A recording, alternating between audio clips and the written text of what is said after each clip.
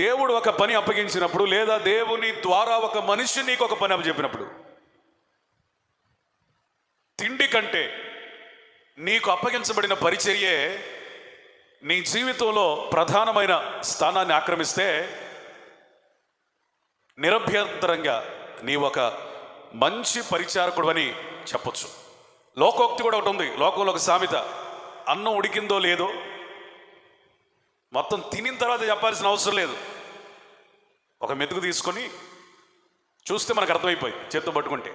అట్లాగే ఒక వ్యక్తి నమ్మకస్తుడా కాదా అని చెప్పాలి అంటే దేవునికి తన జీవితం మొత్తం చదవాల్సిన అవసరం లేదు. దేవుడు ఒక దైవజనుడికి కానీ, దైవజనుడు నీకొక పని కానీ, లేకపోతే నువ్వు పని చేస్తున్న స్థలంలో బాస్ లేదా పై అధికారి ఎవరైనా నీకు ఒక పని అప్పచెప్పినప్పుడు దానిని ఏ విధంగా నమ్మకంగా చేస్తున్నావో దాన్ని బట్టి నువ్వెంత నమ్మకస్తుడివో తెలిసిపోద్ది. కాబట్టి ఇక్కడ మన నమ్మకత్వం దేని ద్వారా తెలియజేయబడాలంటే, ఆహారం కంటే పరిచర్యకే ప్రథమ స్థానం ఇవ్వాలి. స్తోత్రం చెప్పండి. Praise the Lord. ఒకవేళ అన్నం కూరలు అన్నీ వండుకొని నువ్వు ఆదివారం ప్రార్థనకు వస్తున్నావు అనుకో, నువ్వు మంచి పరిచారకుడువేనా, మంచి పరిచారకురాలువేనా, మంచి విశ్వాసమేనా? నేను చెప్పను, మీరు చెప్పండి. ఆహారం కోసం మందిరానికి ఆలస్యంగా వస్తున్నావు అనుకో, నీలో నమ్మకత్వం ఉన్నట్ట పోయినట్ట లేనట్ట. మీరెవరు చెప్పట్లా, తేలిగుట్టిన దొంగల్లాగా ఉన్నారు మీరు. పౌలు గారు అన్నారు, ఆహారం కోసం పరిచర్యని పాడు చేయొద్దు. పరిచర్య అంటే నేను చేసేదే కాదు, వ్యక్తిగతంగా విశ్వాస జీవితం కూడా నీకు పరిచర్యతో సమానంగా మార్చబడాలి. అప్పుడు నువ్వు నమ్మకంగా ఉండడానికి ప్రయత్నిస్తావు. స్తోత్రం చెప్పండి. Praise the Lord. చాలామంది ఆదివారాలు ఎట్లా వస్తారు తెలుసా? చక్కగా వారు కోరుకున్న ఆహారాన్ని శుభ్రంగా వండి వారి భర్తలకు పెట్టి, అవసరమైతే వారు కూడా చక్కగా తిని ప్రశాంతంగా వచ్చి కూర్చుంటారు. వాళ్ళు మనసులో అనుకునే ఫీలింగ్ ఏంటంటే, పాస్టర్ గారు 2 గంటలు చెప్పుకున్నా నాకు నో ప్రాబ్లం. ఎందుకు తెలుసా? ఆల్రెడీ నేను లోపల వేసి వచ్చా, ఫుల్ ఛార్జింగ్లో ఉండి వచ్చానని చాలామంది ఫీల్ అవుతారు. చాలామంది ఎందుకు నిబ్బరంగా ఉంటారు తెలుసా? వాళ్ళ ధైర్యం ఏంటంటే, ఇంటి దగ్గర చెప్పండి ఫుల్ రీఛార్జ్ చేస్తారు. వాళ్ళ ధైర్యం అది. ఓకే, నీకు బీపీ ఉందా, షుగర్ ఉందా, తినరా. ఇవేమీ లేకుండా మంచి ఆరోగ్యం ఉందా, ఒక అల్పాహారం స్వల్పంగా తీసుకునిరా. కొన్ని ఆదివారాలు నేను టిఫిన్ కూడా చేయలేదన్న సంగతిని మర్చిపోతా. నేను ఉదయం పిల్లలకి అన్నం వండేటప్పుడు తీసి నా గంజి తాగి వస్తా. పాస్టర్ గారు అన్నం వండిన తర్వాత గంజి తీసింది, ఆ గంజి తాగి వస్తారనమాట.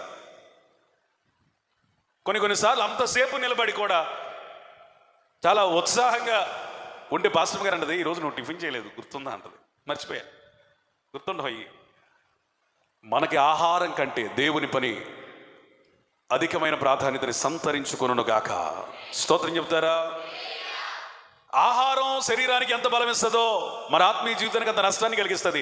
ఒక్క పూట కూటి కొరకు తన జ్యేష్ఠత్వపు హక్కును చెప్పండి అమ్మివేసిన ఏశావు వంటి భ్రష్టుడైనను వ్యభిచారి అయినను, కడుపాత్రం కలిగినోడికి దేవుడు పెట్టిన పీరియడ్ చెప్పండి భ్రష్టుడు. చెప్పండమ్మా, భ్రష్టుడు. అయ్యో, నువ్వు చాలా సింపుల్గా తీసుకున్నావు. ఒక్క పూట కూటి కొరకు తన జ్యేష్ఠత్వపు హక్కును అమ్మివేసిన ఏశావు వంటి భ్రష్టుడు వ్యభిచారి ఎవడైనా మీలో ఉన్నాడేమో జాగ్రత్తగా చూసుకోండి. ఒక్క పూట కూటి కొరకు గంట ఆలస్యంగా వస్తున్నావా? ఒక్క పూట కూటి కొరకు ఆదివారాన్ని మానేస్తున్నావా? చెప్పండి, అది కూడా లెక్కే దేవునికి. అవునంటారు కదా. అందుకని చెప్పండి, ఆహారం మన పరిచర్యకి కానీ, మందిరానికి కానీ, ఆత్మీయ జీవితానికి కానీ ఎన్నడూ ఆటంకం కాకుండానట్లుగా చూసుకుందుముగాక. చిన్నప్పుడు నేను మందిరానికి వెళ్ళినప్పుడు పాటలు అయిపోయేదాకా ఉండేవాడిని. వాక్యం కోసం పాస్టర్ గారు ప్రార్థన చేస్తున్నప్పుడు మా అమ్మ దగ్గరికి వెళ్ళి తాళం తీసుకొని ఇంటికి వెళ్ళి కడుపు నిండా తిని నిద్ర వస్తే పడుకోవటం, లేకపోతే తిని వచ్చేయటం, లేకపోతే చివరి ప్రార్థనలు ఆశీర్వాదాలు కూర్చోవటం, అట్టుండేవాడిని. బహుశా దేవుడు అనుకుంటాడు, నీ పని అట్ట ఉందరా, అసలు నీకు టిఫిన్ కూడా చేయకుంటే పరిచయం ఇస్తారని చెప్పేసి అందరికంటే ముందు వచ్చి అందరికంటే వెనకెళ్ళే పరిచయం అప్పగిచ్చాడు. యేసుకి స్తోత్రం చెప్పండి. స్తోత్రం చెప్పండి. సో నీ జీవితంలో ఆహారానికి ప్రాధాన్యత తగ్గాలి. చెప్పండి, పరిచర్యకి, దేవుని పనికి ప్రాధాన్యత పెరుగునుగాక. చెప్పాలి మంచిగా హల్లెలూయా. ఒక ఉదాహరణ చూద్దాం. యేసయ్య గురించి చూసాం, పేతురు గారి గురించి చూసాం. లోకాసువార్త 2వ అధ్యాయం 37వ వచనం. లోకాసువార్త 2వ అధ్యాయం 37వ వచనం. Luke chapter 2:37. 84 సంవత్సరములు విధవరాలయుండి దేవాలయము విడివక ఉపవాస ప్రార్థనలతో రేయింబగళ్ళు సేవ చేయుచుండెను. ఆమె కూడా ఆ గడియలోనే లోపలికి వచ్చి దేవుని కొనియాడి యెరూషలేములో విమోచన కొరకు కనిపెట్టుచున్న వారందరితో ఆయనను గూర్చి మాటలాడుచుండెను. చాలండి, దేవునికి స్తోత్రం చెబుతారా? ప్రైజ్ ది లార్డ్, హల్లెలూయా. ఇక్కడ ఒక శ్రేష్టమైన ఒక తల్లి గారి గురించి పరిశుద్ధాత్ముడు వ్రాయించి పెట్టాడు. ఆమె పేరు ఎవరండి? అన్నా. ఆమె వివరాలు మీకు 36వ వచనంలో ఉంటాయి. ఆషేరు గోత్రికురాలును పనుయేలు కుమార్తెయునైన అన్నా అను ఒక ప్రవక్తి ఉండెను. ఆమె కన్యాత్వము మొదలుకొని 7 ఏండ్లు మాత్రమే పెనిమిడితో సంసారము చేసి బహుకాలము గడచినదై 84 సంవత్సరాల విధవరాలయుండి దేవాలయము విడువక ఉపవాస ప్రార్థనలతో రేయింబగళ్ళు సేవ చేయుచుండెను. వయసు ఎంత అంటే 84 సంవత్సరాలు. ఆమె గురించి చాలా క్లియర్గా రాశాడు. ఆమె ఏ వంశం, ఏ గోత్రం, ఆమె పేరేంటి, ఆమె వయసు ఎంత, పెళ్ళైన తర్వాత ఎన్ని సంవత్సరాలు సంసార జీవితాన్ని కొనసాగించింది. నిజంగా ఇలాంటి పవిత్రమైన గ్రంథాన్ని, జ్ఞాన గ్రంథాన్ని కలిగి ఉన్నందుకు స్తోత్రం చెప్పండి. బైబిల్ పైకెత్తి స్తోత్రం చెప్పండి. ఆమె ఇక్కడ పెళ్ళై 7 సంవత్సరాలు అయిందట. 7 సంవత్సరాలు మాత్రమే భర్తతో కలిసి ఉందట. బహుకాలము గడిచిన వృద్ధురాలు. ఆమె వయసు ఎంత అయ్యా అంటే 84 సంవత్సరాలు. ఈ 84 సంవత్సరాల ప్రాయంలో ఈమె ఏమి చేస్తుంది అయ్యా అంటే చెప్పండి, ఆ కన్యత్వము మొదలుకొని ఆమె సంసారం చేసిన తర్వాత బహుకాలం గడిచిన తర్వాత 84 సంవత్సరాలు విధవరాలయ్యండి దేవాలయం విడుక ఉపవాస ప్రార్థనలతో రేయింబవళ్ళు, అప్పుడప్పుడు కాదంట, రేయింబవళ్ళు సేవ చేయుచూ ఉండెను. ఈ తల్లిని బట్టి దేవునికి స్తోత్రం చెప్పండి. మంచి ఆరోగ్యం ఉన్నప్పుడే వారానికి ఒక రోజున ఉపవాసం ఉండలేకపోతే, ఒకవేళ దేవుడు కనికరించి 80 సంవత్సరాలు పైబడిన ప్రాయం నీకు ఇస్తే నిజంగా ఉపవాసాలు నమ్మకంగా ఉండగలుగుతావా? చూడండి, ఆమెకి ఏ ఆకలి లేదు, ఏ కోరిక లేదు, ఏ ఆశ లేదు. ఒకటే, ఆమెకి ఇష్టమైన స్థలం దేవుని మందిరం. Praise the Lord. ఆమెకి ఇష్టమైనటువంటిది దేవుని సన్నిధి. ఆమె వృత్తి ప్రవృత్తి ఒకటే, ప్రార్థన. స్తోత్రం. తరచుగా 365 రోజులు చేస్తుందని నేను చెప్పను, కానీ తరచుగా అంటే దేవుడు ఎప్పుడు ప్రేరేపిస్తే అప్పుడు ఆమె ఉపవాసాలు చేయటమే. దానికి ప్రత్యేకంగా ఉపవాసాలు చేస్తున్నానని ఎవరికి చెప్పుకోవాల్సిన పని లేదు, ఎవరితో అనాల్సిన పని లేదు, ఇక వేరే కార్యక్రమం ఏమీ లేదు. దేవుడు ప్రేరేపించగానే అన్నపానములు మరిచి ఆమె దేవుని సన్నిధిలో మరెక్కువగా యెహోవా కొరకు ఎదురు చూచువారు చెప్పాలి. మీరు దేవుని కొరకు ఎదురు చూసేవాడికి బలం తగ్గదు, బలం పెరుగుతూనే ఉంటది. దేవుని కొరకు బ్రతకను ఉద్దేశించిన వాడు అలసిపోడు. Praise the lord. నీ ఆత్మీయ జీవితంలో అలసట ఎందుకు వస్తుంది? కొంతమందికి రక్షించబడిన నెల ఉంటుందండి ఉత్సాహం. ఇదివరకు సంవత్సరం ఉండేది, ఇదివరకు సంవత్సరాలు ఉండేది. కొన్ని సంవత్సరాల తర్వాత చల్లబడేవాళ్ళు. ఇప్పుడు రక్షించబడిన తర్వాత ఆ ఉత్సాహం, ఆనందం, సంతోషం ఎంతసేపు ఉంటుందని ఒక నెలే. ఈ నెల రోజులు ఫస్ట్ లైన్లోనే ఉంటారు వాళ్ళు. అందుకని ఫస్ట్ వస్తారు. పాడే వరం ఉంటే వాళ్ళే పాడతారు ఫస్ట్.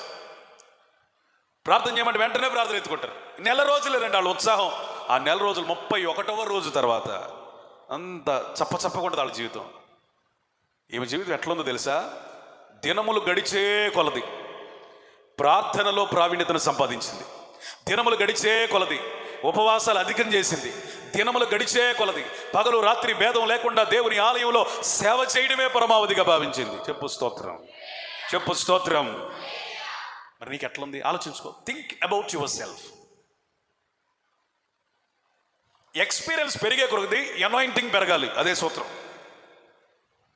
అనుభవం అంటే చెప్పుకోవడానికి పనికొచ్చే మొక్క కాదు, పాడైపోయిన ఒక సాక్ష్యం కాదు. ఎప్పుడుదో నీ మట్టుకు నువ్వు గత కాలంలో ఎట్లుండేవాడి అండి, ఇప్పుడు ఇట్లా ఉండేవాడి అన్నా అని చెప్పుకోవడం కాదు. కానీ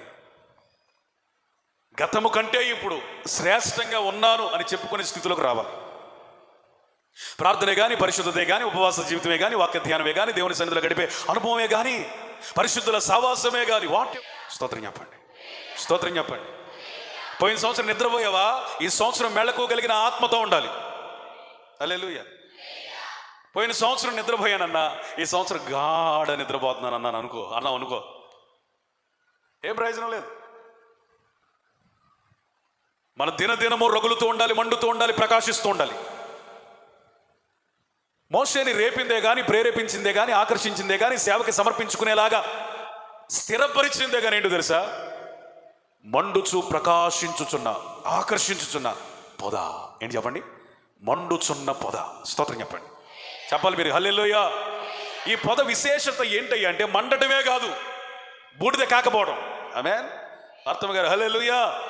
ఈ పొద విశేషం ఏంటంటే మండటమే కాదు, మండటంతో పాటు దీనికి ఏ గుణం ఉందో తెలుసా? ఇది మండుతుంది, అట్ ద సేమ్ టైం ఆరిపోదు. హల్లెలూయా.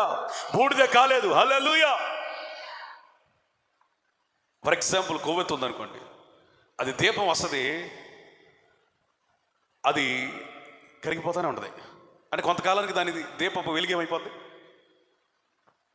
సాంబ్రాణి కడ్డీలు ఉన్నాయి అనుకోండి, వెలుగుతుంది, ఇటువైపు వెలిగిస్తూనే ఉంటుంది, అట్ ద సేమ్ టైం దాని బూడిద ఏమైపోయింది. ఈ పొద అట్లాంటిది కాదు. వెలిగేది వెలుగుతూ ఉంటే కరిగేది కరుగుతూ ఉండేది కాదు. వెలిగేది వెలుగుతూ ఉంటే బూడిద రాలేదు కాదు. వెలుగుతూ కొంతకాలానికి ఆరిపోయేది కాదు. ఈ పొద ఏంటో తెలుసా? మండుతుంది, కాలిపోవట్లేదు. బూడిద కాలిపోవట్లేదు, బూడిదగా అవ్వట్లేదు. అది ఆకర్షించింది. దేవునికి స్తోత్రం చెప్పండి. దాన్ని చూసి కంగారు పడిపోయి దగ్గరికి వెళ్ళిపోయి ఏదో ఆకర్షించబడిన మోషేతో దేవుడు మాట్లాడుతున్నాడు. మోషే, ఇది పవిత్రమైన స్థలం. Moses, this is the holy land. చెప్పులు విప్పు. What is meant by holiness? పరిశుద్ధత అంటే ఏంటి? మండటం కాదు, బూడిద కాకపోవడం. పరిశుద్ధత అంటే ఏంటి చెప్పండి? మండటం కాదు, బూడిద కాకపోవడం. నువ్వు మండటమే కాదు, చెప్పండి, మండుతూనే ఉండాలి, రగులుతూనే ఉండాలి, వెలుగుతూనే ఉండాలి. నీలో బూడిద కనపడకూడదు. Praise the lord. మన యేసయ్య ఎంత వెలుగో తెలుసా? గమనాగమనముల వలన ఛాయలేని వెలుగు ఆయనలో ఉంది. మనం నడుస్తున్నప్పుడు మన నీడే పడిద్ది. ఎందుకంటే మనకు తెలియకుండా చీకటి ఉంది. ఇక్కడ ఉందంటారా లేదంట? చీకటి ఉందంటే అర్థం ఏంటో తెలుసా? నువ్వు నడుస్తుంటే నీడ కనపడతా ఉంటుంది, వస్తువు యొక్క నీడ ఉంటుంది అక్కడ. చీకటి ఉంది అని అంటే అర్థం ఏంటో తెలుసా? దీనికంటే పవర్ఫుల్ లైట్లు కనుక వేస్తే ఒరే ఒరే ఇంత చీకటిలో ఉన్నామా మనకి అని అనిపిస్తుంది. వెలుగంటే ఏంటో తెలుసా? యేసు ప్రభు ఎంత వెలుగై ఉన్నాడంటే పరిశుద్ధ గ్రంథంలో వ్రాయబడినది, పరలోకానికి గొర్రె పిల్లయే దీపకాంతిగా ఉన్నాడు. చప్పట్లు కూడా దేవునికి స్తోత్రం చెప్పండి. Praise the Lord. గొర్రె పిల్లయే అంటే యేసు ప్రభువే, వధించబడిన యేసయ్య ఎట్లున్నాడట? దీపకాంతిగా ఉన్నాడట. ఇక డే ల్యాంపులు లేవు, లైట్లు లేవు, ఏమి లేవు. స్తోత్రం, స్తోత్రం చెప్పండి. లేదు ఇక. ఆయన అంటున్నాడు, నేను వెలుగుని. చెప్పండి, మీరు కూడా లోకమునకు. దేవునికి స్తోత్రం. ఇప్పుడు నా విషయం ఏంటయ్యా అంటే, నిజంగా దేవుని కొరకు నీకు ఒక ఆకలి ఉండాలి. ఈ ఆకలి కాదు, ఏ ఆకలి ఉండాలి తెలుసా? నేను మండుతూ ఉండాలి, బూడిద కావద్దు. హల్లెలూయా, హల్లెలూయా. ఇది ఇన్స్పిరేషన్గా ఇచ్చాడు మోషేకి, స్ఫూర్తిగా ఇచ్చాడు. దీన్ని బట్టి మనం అర్థం చేసుకోవాల్సిన ఉపదేశం ఏంటంటే, మోషే నువ్వు కూడా ఎట్లా ఉండాలా? మండటమే కాదు, ప్రకాశించడమే కాదు, ఆకర్షించడమే కాదు, ఆకర్షించగా, తేరి చూడగా తేలే ఫలితార్థం ఏమై ఉండాలంటే నువ్వు ఎప్పటికీ మండుతూనే ఉంటావు కానీ బూడిద కావు. ఆమేన్. మోషే చచ్చిపోయేదాకా ఆయన కంటికి మాంద్యం రాలేదంట. అర్థమేంటో తెలుసా? ఆయన దర్శనము కోల్పోని నాయకుడు. బలం దగ్గల. స్తోత్రం, హల్లెలూయా. స్తోత్రం చెప్పండి. ఎంత సేవ చేశాడో తెలుసా? తను కట్టిన ప్రత్యక్షపు గుడారములో తానే నిలవలేనంత, తానే ఇమడలేనంత, తానే కనబడడానికి ఇష్టపడలేనంత కట్టడంతోనే చెప్పండి చెప్పండి చెప్పండి దేవుని మహిమ దిగొచ్చిందట. స్తోత్రం చెప్పండి. ఆ మహిమకు మోషే కూడా నిలబడలేకపోయాడు. హల్లెలూయా. మోషే కూడా నిలబడలేకపోయాడు అని అనుకోవాలా? లేకపోతే మోషే కట్టిన మందిరంలో అంత మహిమ దిగిందని ఆశ్చర్యపడాలా? నెంబర్ 2, దేవుని మహిమ దిగింది అంటే అర్థం Moses had accepted by God. దేవుని చేత అతడు అంగీకరింపబడు సేవ చేశాడు. అది గుర్తు. స్తోత్రం చెప్పండి. ప్రైజ్ ఎలా. ఎంత సేవ చేసి నువ్వు నిలవలేకపోయావా అని వెటకారం చేయవసరలా. ఎంత సేవ చేసినా చెప్పండి చెప్పండి చెప్పండి మహిమ దిగపోతే అప్పుడు అది ఆ పరిచయం వేస్ట్. ఎంత సేవ చేయకపోయినా, ఆ ప్రభావము కనబడకపోతే, ఎంత సేవ చేసినా చెప్పండి అక్కడ మనిషి కనపడలా, మోసే కనపడలా, కట్టినోళ్ళు కనపడలా. ఎవరు కనపడ్డారు? దేవుడే కనపడ్డాడు. నీకు ఎవరు కనపడలా? దేవుడికి స్తోత్రం చెప్పండి. దేవుడే. ఎందుకు తెలుసా? అతడు ఎన్ని సంవత్సరాలు భయపడిన వాడైనప్పటికీ మహిమ తగ్గల. నా అంశంలోంచి నేను బయటికి వెళ్ళలేదు, కానీ నూతనమైన కోణంలోనికి మిమ్మల్ని పరిశుద్ధాత్మ నడిపిస్తున్న విషయం ఏంటంటే, నువ్వు ఆహారం కంటే పరిచర్యని ప్రాధాన్యంగా నువ్వు ఎంచినప్పుడు నీ శక్తిలో ఒక నూతనత్వం వస్తుంది. ఆమేన్. ఆహారము ఇవ్వలేని శక్తి వస్తుంది. హల్లెలూయా. నువ్వు తినిన దానిని బట్టి కాదు, దేవుని సన్నిధిలో గడిపిన దాన్ని బట్టి వస్తుంది. స్తోత్రం చెప్పండి. హల్లెలూయా. మండుచుంది, పొద కాలిపోవట్లేదు. ఇవి సంవత్సరాలు పెరుగుతున్నాయి, కానీ ఉపవాసాలు తగ్గట్ల, ప్రార్థన తగ్గట్ల. యెహోవా కొరకు ఎదురు చూచువారు నూతన బలం పొందుతారు. అందుకని మన ఉద్దేశం ఏమై ఉండాలి అంటే, దేవుని పరిచర్యకు ప్రాధాన్యతనిస్తే నూతన బలం ఆటోమేటిక్గా వస్తుంది. ఆమేన్. హల్లెలూయా. నీ ఆరోగ్యానికి మందు దేవుని సన్నిధి. చెప్పండి చెప్పండి స్తోత్రం చెప్పండి. హల్లెలూయా. ఒక కోటి ఐశ్వర్యం నన్ను వెదకి వచ్చినను నీకది సమమౌనా. ఒక కోటి ఐశ్వర్యం నన్ను వెదకి వచ్చినను నీకది సమమౌనా. సంపద, సిరి సంపద. హల్లెలూయా. తిండి వలన వచ్చే బలం కాదు. చెప్పండి. పరిచర్య ఎడల నీకు కలిగి ఉన్న ఆసక్తిని బట్టి, ఇచ్చిన ప్రాధాన్యతను బట్టి వచ్చే బలం పొందుకో. ముసలి వారు కూడంట వృద్ధాప్య మందు చిగురు పెడతారంట. ఎప్పుడెప్పుడు చిగురు ఎప్పుడు వచ్చిందంట? దైవిక బలం కలిగిన వ్యక్తులు ముసలితనంలో వంగిపోరు, అయిపోయింది నా పని అనుకోరు, మళ్ళీ రీస్టార్ట్ అవుతుంట వాళ్ళకి. స్తోత్రం చెప్పండి. పరిచర్యలో శక్తి వస్తుందట. హల్లెలూయా. ప్రసంగాలలో శక్తి వస్తుందట. హల్లెలూయా. నీ ప్రార్థనలో శక్తి వస్తుంది. హల్లెలూయా. నీ వయసు పెరిగే కొద్దీ చెప్పండి బలము పెరుగును గాక. స్తోత్రం చెప్పండి. బలము పెరుగును గాక. బైబిల్లో వయసు పెరిగినప్పటికీ కూడా బలం తగ్గిన వాళ్ళు చాలా మంది ఉన్నారు. అబ్రహాము మృతతుల్యమైనప్పటికీ, అంటే చచ్చిన శవముతో సమానమైనప్పటికీ, శారమ్మ ఋతుక్రమము ఆగిపోయినప్పటికీ ఇస్సాకునిచ్చాడు. చప్పటి కూడా దేవునికి స్తోత్రం చెప్పండి. స్తోత్రం చెప్పండి. ఈ ప్రవచనం గర్భఫలమును గురించిన ప్రవచనం మాత్రమే కాదు, కానీ నువ్వు దేవుని సన్నిధిలో నిందారహితంగా నడిచే వ్యక్తి అయితే ముదుసలి వయసులో కూడా ఆత్మలను కనగలవు, వాగ్దానాలను కనగలవు. దేవుడు ఇచ్చిన నీ జీవితంలో ప్రతి వాగ్దానము నెరవేర్చబడుట చూసి చనిపోతావు. Hallelujah. Hallelujah. That is the power of presence. దేవుని సన్నిధి, దేవుని పరిచర్య, దేవుని మందిరం, ప్రార్థన, ఉపవాసాలు నీకు ఆహారమగునుగాక. ఆమేన్. బహుకాలము గడిచినది 20 సంవత్సరాల విధవరాలైన వృద్ధురాలైన ఒక వేరే పెళ్లి చేసుకుందామే ఆ ధ్యాస లేదు, లేకపోతే ఈ అంటే వేరే విధంగా అనుకోవద్దు, ఎవ్వరికి నాకు చెప్పేవాళ్ళు లేడు కాబట్టి ఇష్టానుసారంగా బ్రతకొచ్చు అని అనుకోవట్లా. ఆ ఇంటికి ఇంటికి ఇంటికి ఆ ఇంటికి ఆ ఇంటికి ఇంటికి పెట్టి గొడవలు పెట్టట్లా. ఒకటే, నాకు ఇవన్నీ వద్దు. ఎందుకైందో అయింది పెళ్ళి, ఎందుకు తీసుకున్నాడు యెహోవా ఇచ్చెను. చెప్పండి. ఇది మొదలుకొని నా నివాస స్థానం దేవుని మందిరం, దేవుని సన్నిధి. ఇక ఇదే నాకు బతుకు, నా జీవితం. స్తోత్రం చెప్పండి. Praise the Lord. దేవుడు నాకు అన్యాయం చేయలేదు, కానీ మరొక నూతనమైన కోణంలో నన్ను నడిపించడానికి ఈ స్థితిని నాకు ఇచ్చాడని నన్ను నమ్మింది ఆమె. నమ్మి దివారాత్రము ఉపవాసములతోనూ జాగరణలతోనూ ప్రార్థనలతోనూ పరిచర్య చేయొచ్చు ఉందట. ఈరోజు ఈమె గురించి నేను ఒక్క మొక్కే మీకు చెప్పా, కానీ శ్రేష్టమైన మాట పరిశుద్ధాత్ముడు నీ చెవికి, నీ హృదయానికి తగిలించాడు. అదేంటో తెలుసా? తిండి వలన బలము కాదు, దేవుని సన్నిధి వలన పొందుకో. తిండి వలన బలము కాదు, ప్రార్థన వల్ల బలం పొందుకో. తిండి వలన బలము కాదు, చెప్పండి, దేవుని సన్నిధిలో గడపడం వల్ల బలం పొందుకో. తిండి వలన బలము కాదు, ఉపవాసము చేయటం వల్ల బలం పొందుకో. తిండి వలన బలము కాదు, దేవుని సన్నిధిలో నిందారహితంగా బ్రతుకుట వలన బలం పొందుకో. తిండి వలన బలము కాదు, దేవుని నోట నుండి వచ్చు ప్రతి మాట వలన బలం పొందుకో. ఆమేన్, ఆమేన్, స్తోత్రం చెప్పండి. హల్లెలూయా. బలము కలిగినోడు ఎట్లా ఉంటాడంటే చెప్పండి, చెప్పండి, నీరసపు పరిస్థితుల్లో కూడా శబ్దం తగ్గదు. దానియేలు రాత్రి అంతా చెరలో వేసిన, ఆ రాత్రి అంతా అన్నం లేకపోయినా, చెప్పండి, సింహాలు ఎదురుగా ఉండి గర్జిస్తున్నా, బలం ఎక్కడైనా తగ్గిందా? అనుదినము సేవిస్తున్న నీ దేవుడు దానియేలు కాపాడా. రాజు చిరంజీవి అగునుగాక. తగ్గదు, స్తోత్రం చెప్పండి. స్వరము తగ్గదు, హల్లెలూయా. డెప్త్ తగ్గదు, హల్లెలూయా. కారణం ఏంటో తెలుసా? సింహాల బోనులో సైతం దేవుని సన్నిధిని కలిగి ఉన్న దానియేలు. నువ్వు నమ్ముతావా? నువ్వు ఎక్కడికి వెళ్తే అక్కడికి దేవుని సన్నిధి రావాలి, వస్తుంది, రావాలని కోరుకోవాలి.